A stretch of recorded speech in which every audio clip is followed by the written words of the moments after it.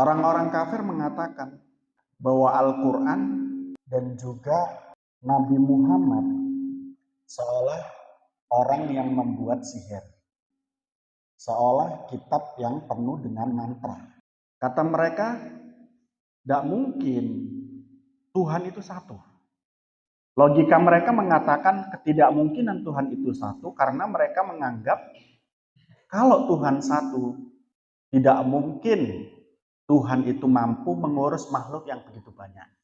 Logika itu adalah logika yang didasarkan kepada kemampuan manusia, kemampuan makhluk. Manusia itu kalau ngurus semua hal itu tidak bisa. Tapi ini Allah.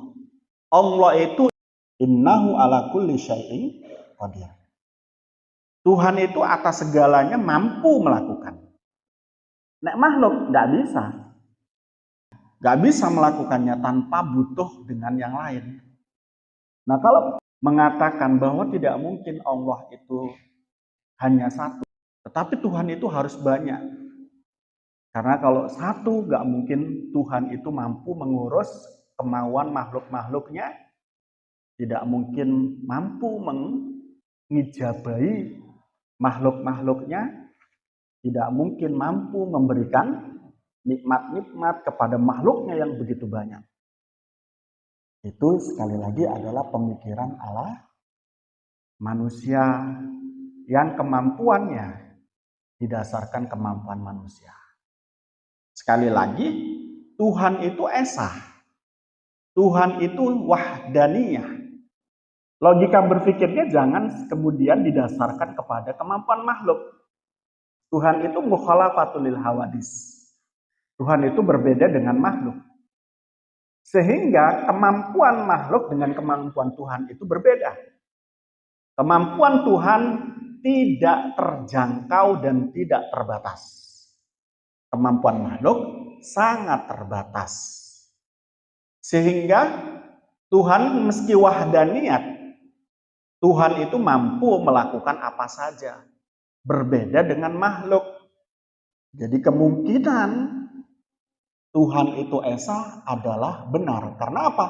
Andai kata Tuhan itu tidak esa, satu keniscayaan, bumi ini dan makhluk yang ada di muka bumi ini, serta apa yang ada di alam dunia ini, itu tidak ada. Loh, kok bisa tidak ada?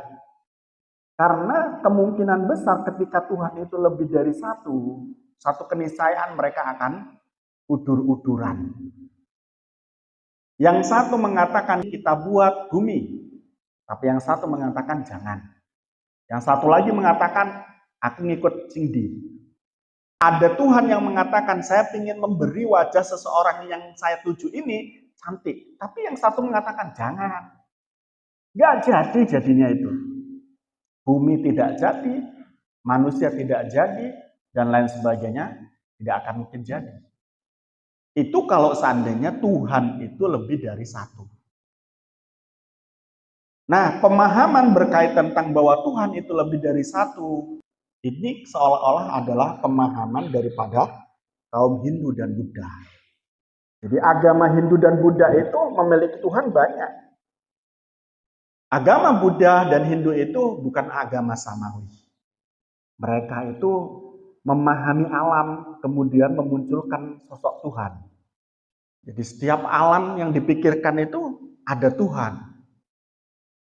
Sehingga mereka katakan bahwa nanti ketika ada angin, ada Tuhan yang mengatur angin.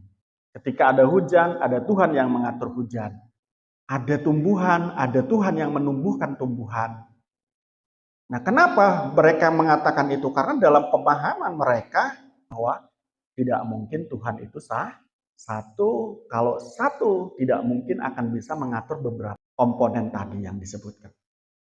Nah, justru ketika Tuhan itu lebih dari satu dan mengatur satu-satu setiap komponen, menunjukkan bahwa Tuhan itu tidak qadiron muridan.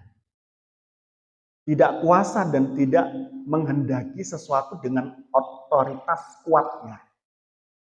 Bagaimana saya katakan tadi. Ada Tuhan yang ingin menurunkan hujan.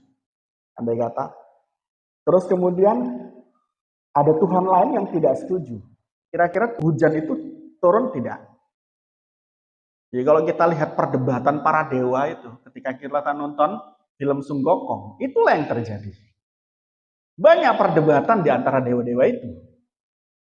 Dan hal tersebut justru kemudian menyatakan bahwa mereka bukan Tuhan. Menyatakan bahwa Tuhan mereka itu tidak punya otoritas penuh terhadap mengatur alam semesta. Karena ada Tuhan lain.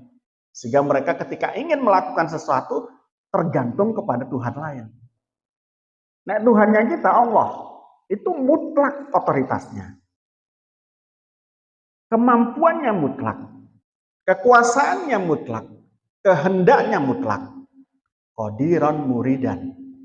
Inilah yang kemudian harus kita bangun prinsip pemikiran semacam itu. Jadi betul Allah itu hanya satu, tetapi kekuasaannya ketika beliau akan melakukan apa saja, cukup mengatakan ayakulalahu fayakun. Inilah Tuhan yang paling memiliki otoritas penuh. Gak harus nunggu persetujuan Tuhan lain. Jadi agama kalau kita lihat itu ada agama samawi dan agama arabi. Agama samawi adalah agama-agama yang ajarannya turun dari langit, dari Allah. Agama-agama yang arabi itu adalah agama-agama yang lahir dari alam. Tadi saya sudah sebutkan bagaimana Hindu dan Buddha. Agama samawi salah satunya adalah agama Islam. Agama Nasrani, agama Yahudi. Ini agama-agama samawi. Karena apa? Mereka mengetahui Tuhan berdasarkan kitab-kitab yang diturunkan oleh Allah kepada para nabinya.